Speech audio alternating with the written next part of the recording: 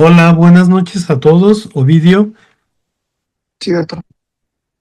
el doctor Ovidio va a presentar el tema de Behçet. Pues en realidad es una enfermedad rara en nuestro país y ahora con el nuevo tema de las enfermedades raras, pues realmente Behçet queda, al menos en México, queda como dentro de las clasificadas de enfermedades raras que se presentan menos de 10,000 personas, más o menos. 5 en 10,000 personas, cuando son menos de 5 en 10,000 personas, una enfermedad se puede considerar rara. Entonces, Behçet para nosotros es muy poco frecuente, es una enfermedad rara. Hay otros países donde también es poco frecuente, excepto en algunos países como Turquía o China, donde se había visto, revisado un artículo de Behçet, eh, porque allá sí es más frecuente y no se considera rara, es una enfermedad allá muy frecuente, de las uveitis más frecuentes. Pero en México lo raro del Behçet es que sí, hay pocos pacientes, sin embargo también hay poca facilidad para el diagnóstico. Pocas veces o pensamos poco en ella porque es poco frecuente, pero ahorita el doctor Ovidio, pues por supuesto nos va a ampliar el tema precisamente para que eh, logremos seguir en el tiempo a un paciente y logremos llegar a un diagnóstico definitivo de Behçet eh, en los pacientes que llegan con uveitis, ¿no? Y otra cosa importante del Behçet es que pues es una vasculitis retiniana, yo creo, y como lo decía mi maestro, dice, las vasculitis por Behçet son las más severas vasculitis que hay, casi de todas las uveitis que tenemos y que vemos en la consulta. Y sí es cierto, ¿no? Muchos pacientes llegan a una atrofia de nervio óptico, una vasculitis oclusiva generalizada, severa, y ceguera, por supuesto, ¿no? Entonces, Ovidio, pues puedes empezar cuando gustes y vamos a escuchar esta charla que es muy interesante. Muchas gracias, doctor. Bueno, yo soy el doctor Ovidio Machado y yo voy a presentar este día el tema de enfermedad de Behçet. Como mencionó el doctor, esta enfermedad es una vasculitis multisistémica, también es crónica y recurrente, que afecta tanto arterias como venas de cualquier calibre. Se clasifica como una vasculitis primaria sistémica. Tiene tanto componentes autoinmunes y autoinflamatorios. Su curso está caracterizado por brotes o por crisis y remisiones impredecibles. Y tiene manifestación clínica heterogénea porque afecta múltiples sistemas. Puede afectar tanto la piel, mucosas, articulaciones, ojos, sistema vascular, sistema nervioso central y el tubo digestivo. Esta patología fue descrita por primera vez por el doctor, que es un dermatólogo, Lucy Bechet, en 1937, y él presentó la tríada clásica de esta patología, el cual es úlceras orales, como podemos ver en esta imagen, úlceras genitales y uveitis recidivante. Y esta patología también se le conoce como la enfermedad de la ruta de la seda, por su distribución geográfica, ya que esta ruta antes era unos caminos comerciales que conecta tanto China, Europa, Asia Central y el Mediterráneo. Como podemos ver en esta distribución geográfica, la prevalencia global estimada es de 10.3 casos por 100.000 habitantes y tiene una gran variabilidad geográfica. Como mencionaba el doctor, puede afectar principalmente el país más endémico es Turquía, con una prevalencia de 370 hasta 420 pacientes por 100.000 habitantes. También tenemos Irán, China, Japón, Irak, Arabia Saudita, el Medio Oriente. Como podemos ver en esta línea punteada, esa es la famosa ruta de la seda. Pero podemos ver aquí hay países como Estados Unidos, que sale que hay una baja prevalencia y esto no está en la ruta de la seda. La respuesta es por la migración que se ha presentado a esos países no endémicos. En cuanto al perfil demográfico, la edad media del diagnóstico es de 30 años, pero puede haber los síntomas pueden iniciarse desde los 15 años hasta los 45 años. Sí puede comenzar esta patología desde la infancia, en una incidencia del 4 al 26% o en la edad adulta. Y importante mencionar que a medida va pasando la edad, a medida aumenta la edad, la actividad de la enfermedad va disminuyendo. Y esta enfermedad puede afectar a ambos por igual. Sin embargo, en el género masculino se presenta de manera más grave, especialmente cuando los pacientes son menores de 25 años. Ahora, la patogenia de esta enfermedad no está determinada. Lo que sí se sabe es que hay un componente multifactorial y la evidencia apunta a que hay desencadenantes ambientales que pueden provocar respuestas inmunitarias innatas y adaptativas aberrantes en individuos genéticamente predispuestos. Como podemos ver aquí, pueden haber agentes infecciosos que tienen proteínas que pueden provocar mimetismo molecular, tanto virus del herpes simple con su proteína de choque séptico, antígeno S, o el virus del herpes simple genera la proteína BP16 y el Streptococcus sanguinis, la proteína de choque térmico, y esto puede generar reacciones inmunitarias cruzadas, así como también una disbiosis de la microbiota, tanto salival como intestinal, que hay disminución de los productos de butirato, así como desencadenantes ambientales que pueden afectar la mucosa oral, por ejemplo, una mala higiene, una mala higiene dental, alimentos con picantes, alimentos duros, alimentos ricos en histamina como el queso que pueden afectar la mucosa oral, así como también susceptibilidad genética que vamos a hablar a continuación, que puede predisponernos a esta patología, así como una disfunción del sistema inmunitario que hace una hiperreacción entre las interleucinas, citoquinas y disminución de células reguladoras. Y por último, que haya un aumento de los neutrófilos que generan especies reactivas de oxígeno y esto produce un ambiente protrombótico o procoagulante. Comenzando con los factores genéticos, en el complejo mayor de histocompatibilidad tipo 1 encontramos el HLA-B51, que bien es el factor genético más fuerte identificado en esta patología y los portadores tienen un riesgo de 5 o 6 veces mayor. Sí es muy importante este alelo, pero no es determinante, no es esencial para diagnosticar esta patología. ¿Por qué? Porque solamente el HLA-B51 explica menos del 20% del riesgo genético total, es decir, es una enfermedad poligénica. Y para que tengan una idea, este alelo, el HLA-B51, se encuentra entre el 40 al 80% de los pacientes. Es decir, hay un 20% de pacientes que salen positivos al HLA-B51 y son sanos. También hay una interacción epistática entre el HLA-B51 y el ERAP1, que eso interfiere en el procesamiento y la presentación antigénica. Y hay otros losis o genes del HLA, como el MICA, HLA-C, HLA-A26, que es el de peor pronóstico visual, y también entre menor y más raro, el HLA-27. Hay otros genes que están alterados, como los que habíamos aquí mencionado, que pueden producir una polarización hacia linfocitos TH1 y TH17, que pueden alterar la quimiotaxis leucocitaria y pueden regular la actividad de células natural killer, así como mecanismos epigenéticos que pueden producir metilación aberrante del ADN en genes que influyen en la dinámica del citoesqueleto y la adhesión celular y alteraciones del microARN. Y eso puede predisponer a adhesión celular de las paredes del endotelio. Ahora, hay una disregulación innata y adaptativa. En la inmunidad innata hay una hiperpoblación de neutrófilos que es hiperreactiva, generan especies reactivas de oxígeno, trampas extracelulares, y esto favorece el estado protrombótico. Además, existe una señalización en NF-kappa-B central, que eso aumenta las células presentadoras de antígenos, neutrófilos y células TH1 y TH17. Así como en la inmunidad adaptativa, los TH1 aumenta la producción de interferón gamma, TNF-alfa, así como citotoxicidad mediada por CD8 y natural killer. Los TH17, que influye el interleucina 17, interleucina 22, interleucina 23, y esto genera quimiotaxis y reclutamiento leucocitario, así como una disminución de los linfocitos T reguladores que producen una pérdida de la tolerancia inmunitaria. ¿Y por qué es importante saber de todo esto?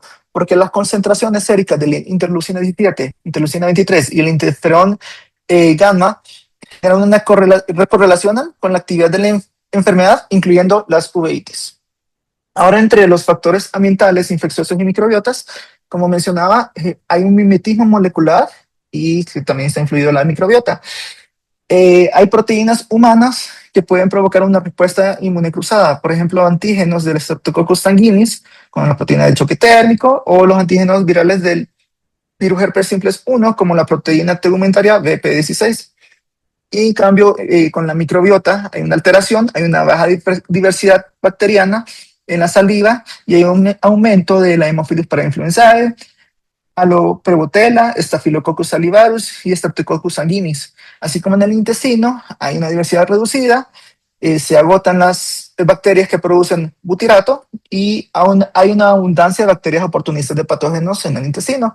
Y otros desencadenantes clínicos que influyen en esta patología es la fatiga, el estrés, los alimentos duros, picantes, ácidos o ricos en histamina que pueden alterar la mucosa oral, la mala higiene bucal, y todo esto está relacionado también que después de un procedimiento odontológico, esto puede afectar y con el aumento de las cepas de Streptococcus hay recaídas de úlceras orales. También influyen los factores hormonales, cuando hay aumento de testosterona en los hombres y cuando está la menstruación en las mujeres. Y paradójicamente, el fumar reduce las exacerbaciones de las úlceras orales. ¿Por qué? Porque hay un aumento en la proliferación del epitelio oral.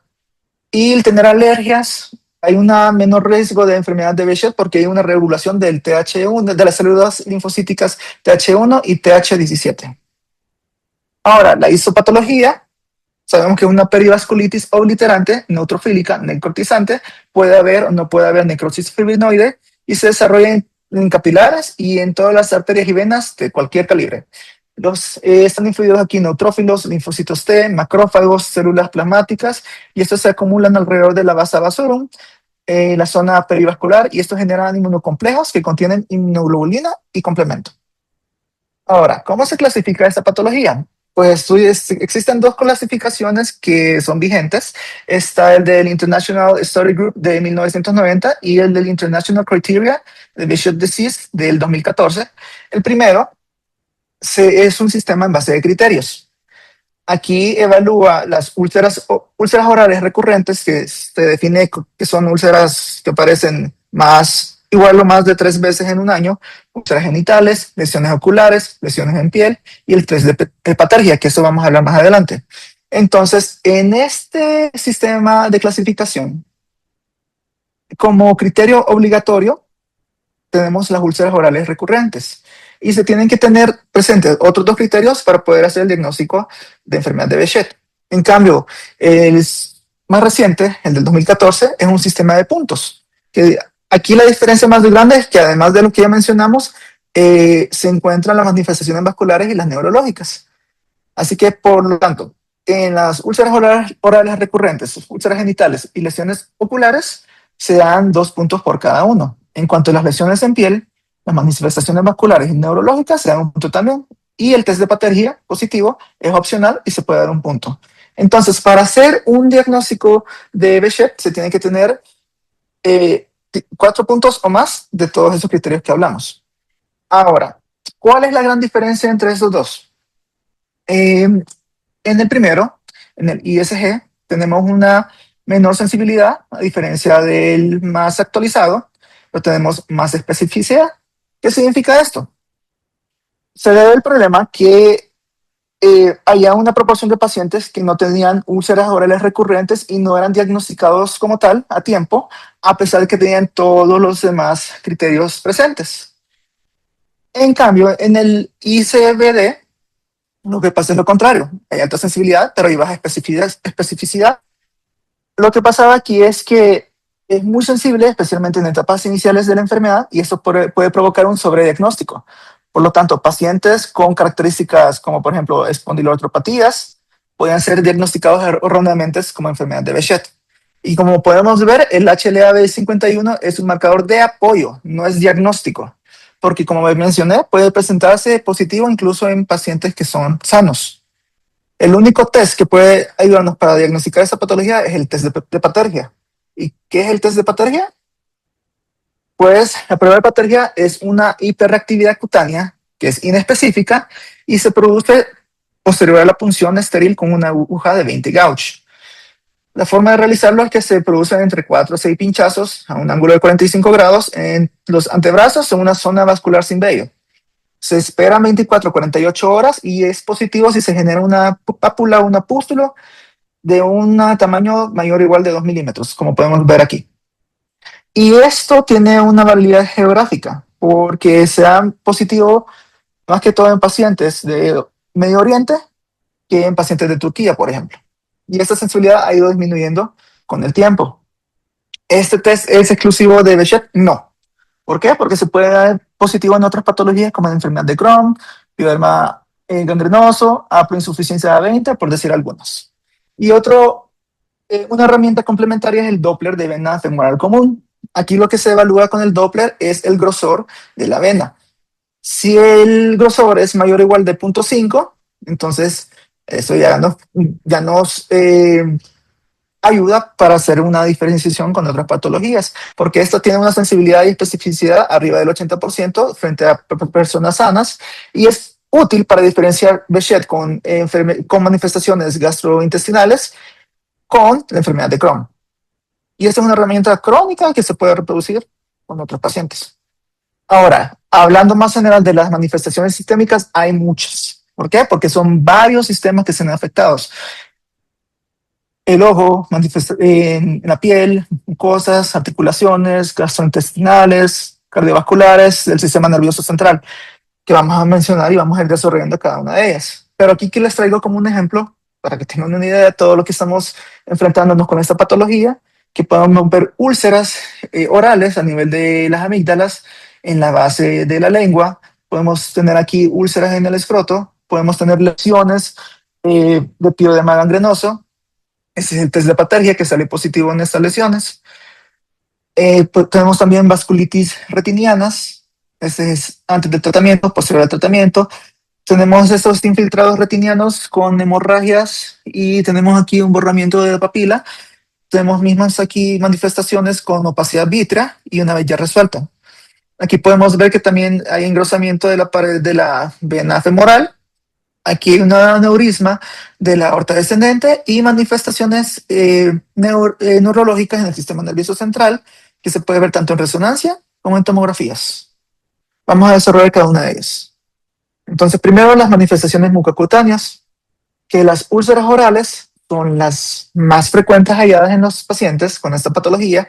Se pueden ver como aftas redondeadas u ovales, son muy dolorosas, un tamaño que puede variar desde 2 hasta 15 milímetros y tienen una base necrótica. Estos pueden darse tanto en labios, encías, mejillas y lengua. Son manifestaciones, la mayoría de esas son las primeras manifestaciones que se ven y las más persistentes durante toda la patología. Estos pueden curarse sin generar una cicatrización a menos que sean lesiones grandes.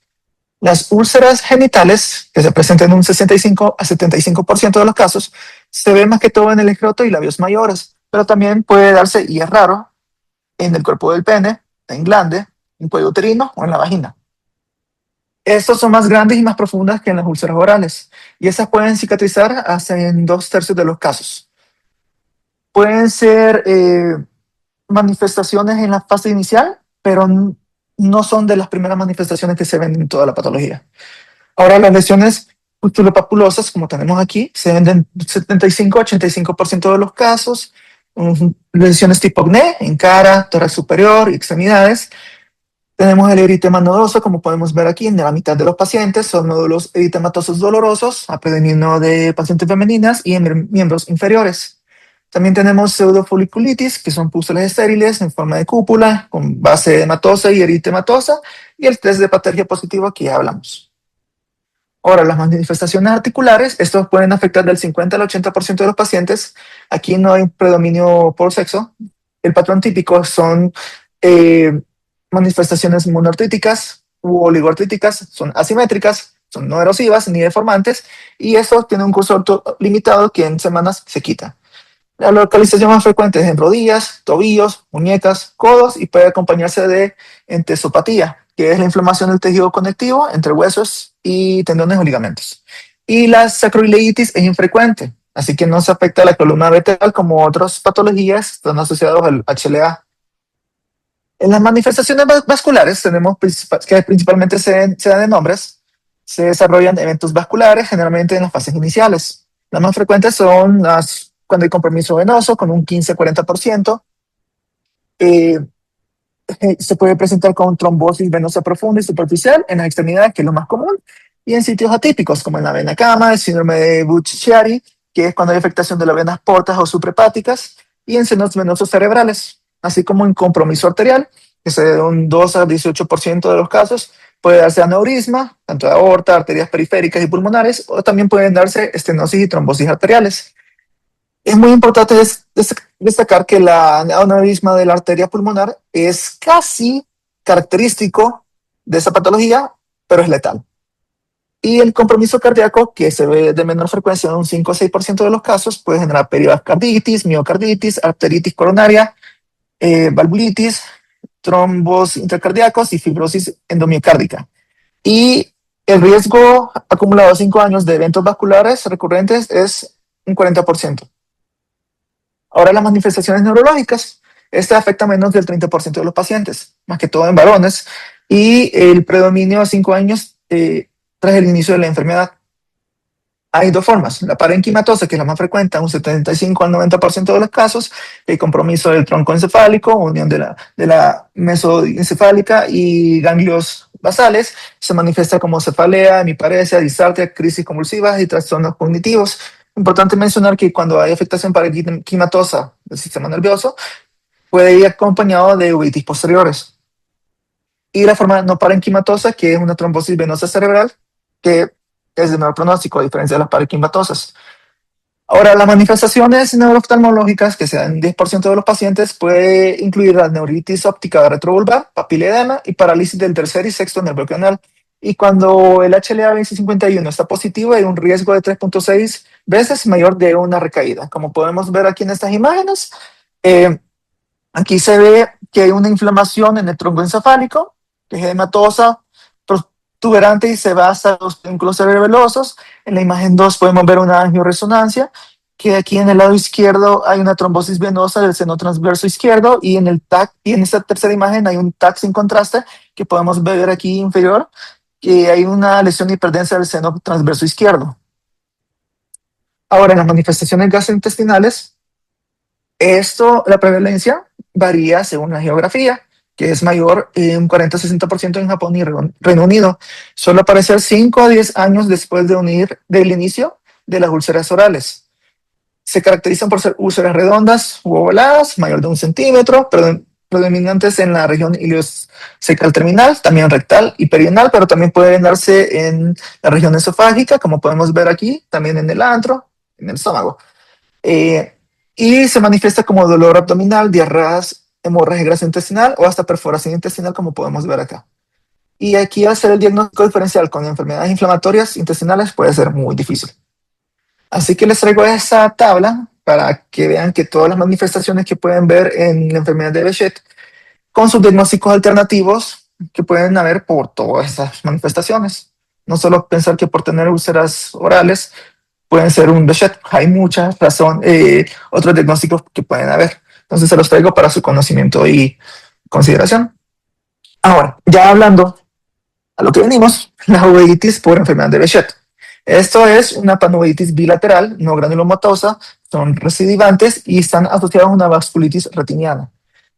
Según el SON, en el año 2021, eh, clasificó esta patología en 4 categorías. Está la panuveitis, que es la más común, un 60%. Está la uveitis posterior, un 29%, que puede haber vitreitis, retinitis, vasculitis retiniana y papilitis. Está la uveitis anterior intermedia, que es la menos frecuente, y esta puede evolucionar a un compromiso posterior. Y está la uveitis anterior aislada, que se ve en un 11% de los casos. Aquí es una uveitis no granulomatosa, en un hipopión frío, que vamos a ver qué es eso, y predomina en las pacientes femeninas. Importante mencionar que aquí la inyección ciliar es mínima o nula. Y también el SON describió que si se presenta coroiditis, esto excluye el diagnóstico de uveitis por Behçet y obliga a pensar en otras patologías como las grandes simuladoras, incluso BKH. Ahora, el impacto epidemiológico ocular. El 50 al 90% de los pacientes con Behçet desarrollan uveitis a lo largo de la enfermedad. Del 10 al 20% de los casos debutan como una uveitis como primera manifestación de toda la patología. Y esta puede desarrollarse 2 a 3 años después de iniciar la enfermedad. El 75 al 85% de los casos oculares son bilaterales. Del 16 al 25% del riesgo de ceguera a los 5 años si no se ha tratado adecuadamente. Y el peor pronóstico visual, cuando son pacientes masculinos, afectación del segmento posterior, cuando hay más de 3 brotes al año y hay presencia de vitreitis con edema macular. Entonces, ¿qué es lo que está pasando en el ojo? Pues las lesiones principales que causan el daño ocular son por las vasculitis retinianas oclusivas y necrotizantes, predominantemente venosas. Podemos ver en esta imagen que tiene un patrón muy característico que se conoce como el patrón en el lecho. Aquí hay una lesión de la barrera hematorretiniana, donde se genera fuga capilar perifoveal y un edema macular quístico de hasta el 60% de los casos. Y la migración de linfocitos Th1 y Th17 es lo que facilita el reclutamiento leucocitario y es lo que genera la vasculitis retiniana y la panuveitis. Y cuando hay alelo HLA51 positivo, hay mayor riesgo de vasculitis retiniana y un curso más grave. Entonces, hablando de las vasculitis retinianas oclusivas necrotizantes, principalmente un componente venoso, una periflebitis, aunque puede acompañarse de periarteriolitis. En el ojo, en el fondo del ojo, que vamos a ver es una opacidad blanquecina perivascular difusa a lo largo de las venas, como podemos ver aquí. Puede ser un vítreo claro, puede ser un vítreo denso, como podemos ver. Los episodios trombóticos suelen ser oclusiones vasculares inflamatorias bilaterales. Hay atenuación arteriolar y zonas de no perfusión. Podemos ver que aquí puede ser una sola rama enlarcada o puede ser una presentación más explosiva. La isquemia retiniana favorece la neovascularización. Hay riesgo de hemorragia vítrea retiniana y periflebitis hemorrágica en casos severos, como podemos ver aquí, que hay alteración de los vasos sanguíneos, hemorragias a la par. Podemos ver también que aquí hay los vasos fantasmas que se presentan después de que ha solucionado el episodio y las oclusiones venosas se pueden dar de un 6 a 73% de los casos para neovascularización isquémica o inflamatoria.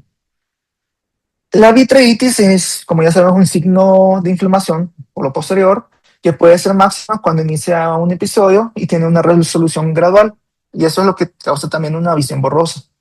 Y los precipitados en collar de perla, como podemos ver aquí en esta imagen, son precipitados inflamatorios, periféricos y están en inferiores. Están dispuestos en un patrón lineal y esto es muy patognomónico de patología. Y estos pueden aparecer de 4 a 7 días tras el inicio del brote y desaparecen espontáneamente en semanas. Esto no deja secuela. Así que el reconocer este hallazgo apoya bastante el diagnóstico de uveitis y de otras enfermedades inflamatorias oculares. Ahora, con el hipopión, esto es un acúmulo de exudado leucocitario en la cámara anterior.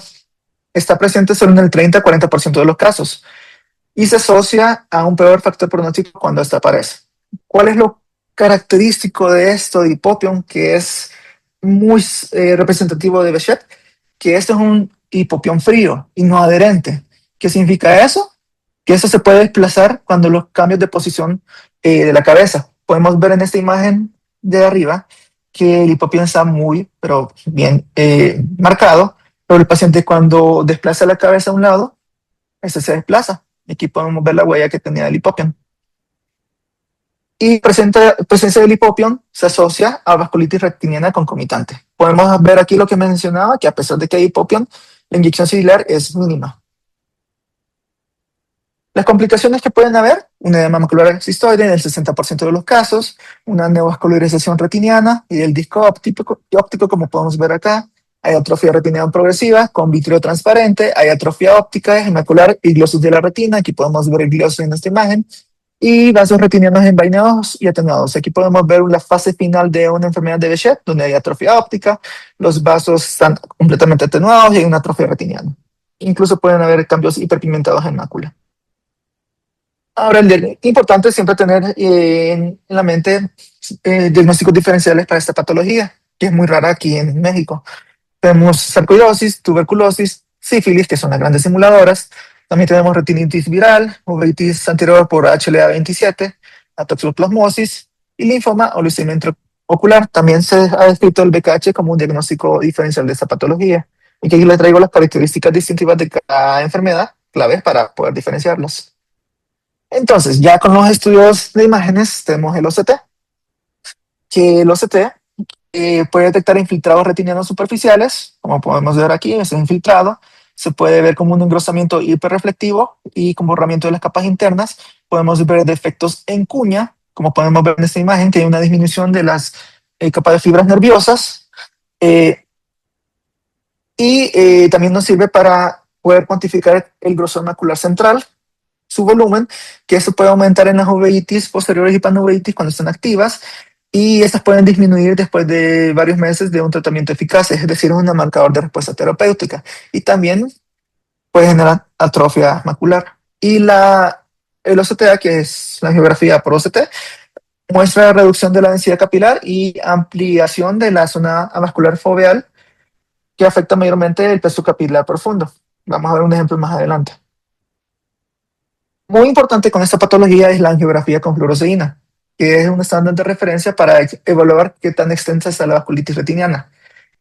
El hallazgo típico, como había mencionado, es una fuga perivascular, patrón en el lecho, en la periferia. Podemos ver aquí.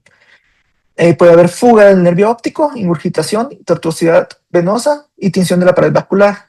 Este examen es muy importante porque puede haber una detección subclínica, como podemos ver en esta imagen, que puede haber desde un 44 hasta 85% de los pacientes sin hallazgos al fondo del ojo.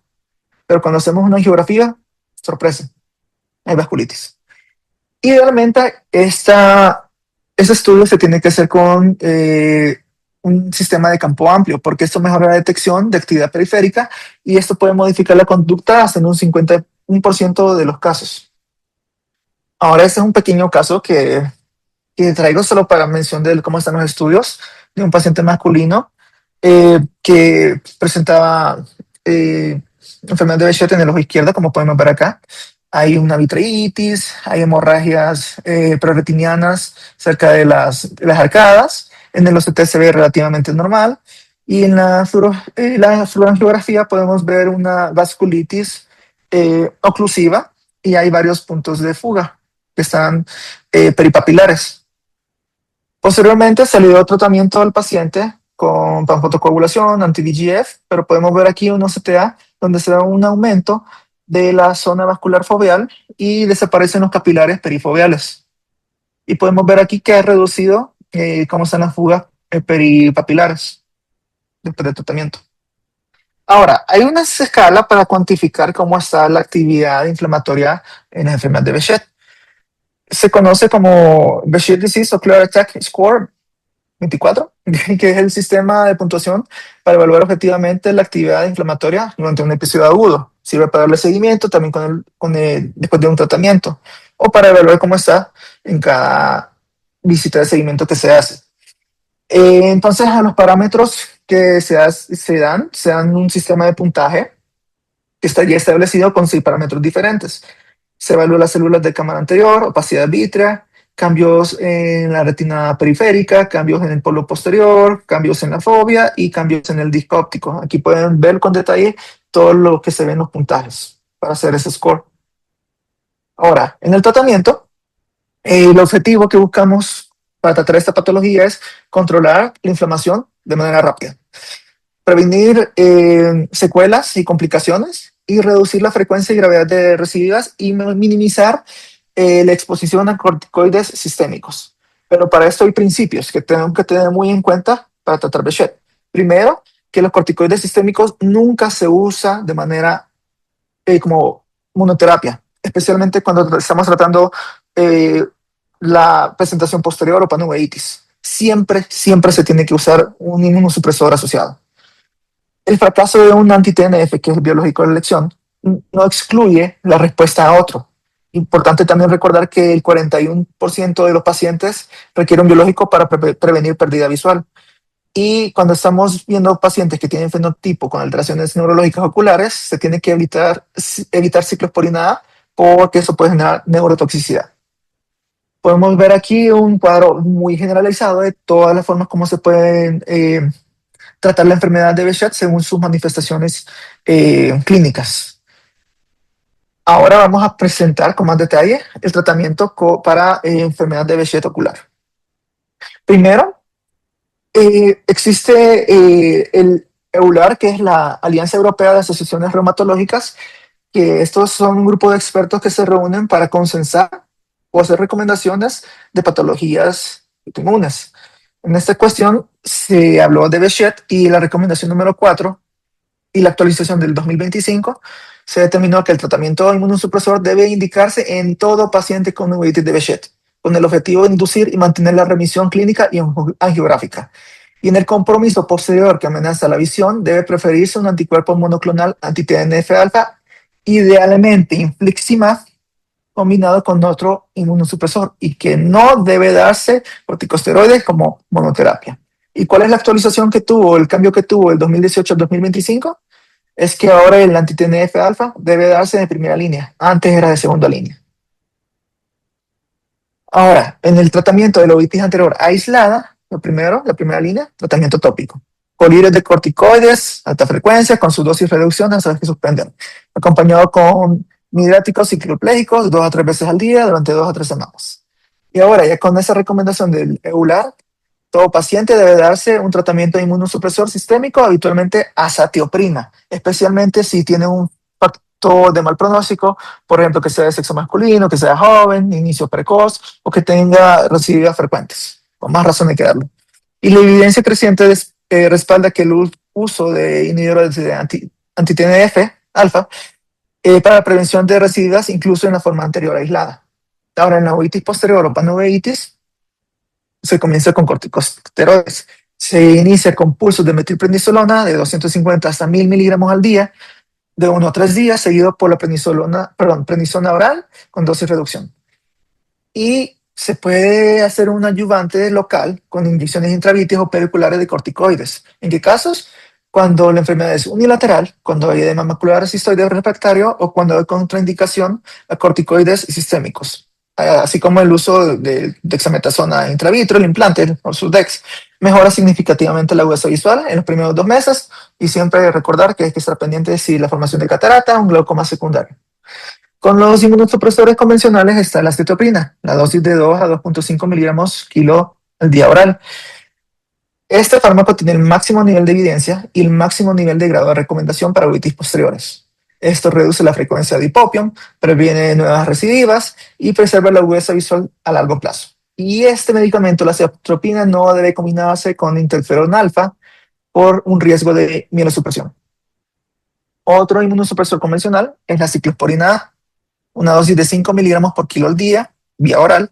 Esto reduce eficazmente la frecuencia y la gravedad de las recidivas oculares, y esto, como había mencionado, está contraindicado en el fenotipo neurológico ocular porque produce neurotoxicidad. Y recuerda que si estamos tomando ciclosporina A, hay que evitar el jugo de toronja porque aumenta la absorción de este medicamento hasta un 60%. ¿Y qué opciones hay si no se puede ciclosporina A? Micofenolato y metotrexato como segunda línea. Ahora, las terapias biológicas, la primera de todas, inhibidores de TNF-alfa. Y esa es la recomendación de primera línea temprana ante compromiso posterior que amenaza la visión. Tenemos aquí un cuadro comparativo del adalimumab y el infliximab. Recordar que adalimumab es un anticuerpo totalmente humano. La vía se da de manera subcutánea, dosis de carga de 80 miligramos y las dosis subsecuentes son 40 miligramos cada 2 semanas. Su acción inicia de manera progresiva, gradual. Eso, la generación de autoanticuerpos es menor, y es buena para monoterapia, y es un medicamento que sí está aprobado para la uveitis. En cambio, el infliximab es un medicamento anticuerpo quimérico, se da de manera endovenosa, una dosis de 5 a 10 miligramos por kilo en la semana 0, 2, 6 y luego cada 4 o 6 semanas. El inicio de acción es rápido, en 24 horas. Aquí sí se pueden generar autoanticuerpos, así que un inmunosupresor concomitante sí está bien recomendado. Y este medicamento no está aprobado para el uso de uveitis, pero sí hay evidencia sólida que sí sirve para esto. Ahora, como había mencionado, la falla de un anti-TNF-alfa no predice una mala respuesta a otro, sino que se puede hacer un cambio en agentes ante el fracaso terapéutico. En caso que los anti-TNF-alfa no funcionen, existen otras terapias biológicas emergentes que pueden darse como apoyo o para terapia refractiva contra estos medicamentos. Por ejemplo, el tocilizumab, que ayuda bastante cuando hay edema macular cistoide refractario en un 60-80% de los casos, el anakinra y el canakinumab, que es un anti-interleucina 1, que mejora las lesiones de vasculitis retiniana, pero esto no mejora el espesor macular ni la agudeza visual. Otro muy importante descrito para esta patología es el interferón, que su diana es el interferón alfa 2A, 2B, que aquí las tasas de respuesta de un 75-92% de uveitis refractaria, y hay una remisión sostenida incluso después de haber suspendido el tratamiento. Y el rituximab, que es un anti-CD20, que mejora la vasculitis retiniana refractaria y útil también en enfermedades resistentes a anti-TNF. Ahora, ¿cuánto va a durar este tratamiento? Se recomienda que la duración mínima sea por lo menos 2 años de inmunosupresión sistémica antes que se considere la reducción de esta dosis de medicamento. Y recordar también que el silencio clínico no es lo mismo a remisión completa si no hay una ausencia de fuga por la angiografía. Así que la reducción gradual de los medicamentos se da solo si hay una remisión clínica y angiográfica sostenida. Recordar que hay una residuo de un 40% tras suspender el infliximab, y el interferón alfa se asocia a remisión más prolongada tras la suspensión que los anti-TNF alfa. Ahora, ¿se puede hacer tratamiento quirúrgico en estos pacientes? Claro que sí. Las indicaciones quirúrgicas más frecuentes son una catarata secundaria, un glaucoma secundario, una membrana epirretiniana sintomática o hemorragia vítrea y desprendimiento de retina traccional. Entonces, hay que tomar muy en cuenta que para poder operar a estos pacientes tiene que haber una remisión de la uveitis igual o mayor de 3 meses antes de la cirugía electiva con terapia sistémica estable. Hay que considerar refuerzo con corticoides sistémicos o intravitros periquirúrgicos, y el uso preoperatorio de infliximab ha demostrado optimizar resultados en algunos casos y continuar con inmunosupresores biológicos en el perioperatorio para minimizar los brotes inflamatorios. Ahora, este es un pequeño flujograma podemos resumir todo lo que estuvimos hablando. Cuando hay características oculares y sistémicas sugerentes de Behçet, hacemos la evaluación sistémica y una vez ya hacemos el diagnóstico, hay que ver si la uveitis que está del paciente amenaza o no amenaza la visión. En caso que sea no amenazante, podemos iniciar con corticosteroides tópicos e inmunosupresores convencionales. En caso que necesitamos un apoyo con corticosteroides periculares o intravitreos, ya sea porque el paciente no tolera los esteroides sistémicos, porque es un edema macular refractario, entonces aquí ya podemos pasar al otro lado, donde se da una amenaza para la visión, donde aquí siempre se dan corticosteroides de alta dosis, el inmunosupresor convencional y biológicos. Y de entrada, a ti TNF alfa. Si hay una respuesta inadecuada, se hace un cambio de agente o ya vamos con la terapia para las enfermedades refractarias como la tocilizumab. Recordar que hay que estar monitorizando regularmente los pacientes con una FAC para ver si hay actividad de la enfermedad, análisis de sangre para ver que no hay efectos secundarios de los medicamentos y descartar que no hay infección. ¿Se puede operar el paciente? Claro que sí. Y remisión de la enfermedad, se tiene que dar esos medicamentos hasta que haya una remisión de la enfermedad mayor o igual de 2 años. Y ya para terminar, el pronóstico. La pérdida de la visión pasó de un 25% a 13% ya con los biológicos, como factor de mal pronóstico, paciente masculino, inicio precoz, retraso en el inicio de los biológicos y más de 3 recaídas en el año. La mortalidad puede ser de un 5% en un 7.7 años de seguimiento, principalmente por neuro-Behçet y afectación vascular. Y el diagnóstico y tratamiento precoz son determinantes para el desenlace visual final.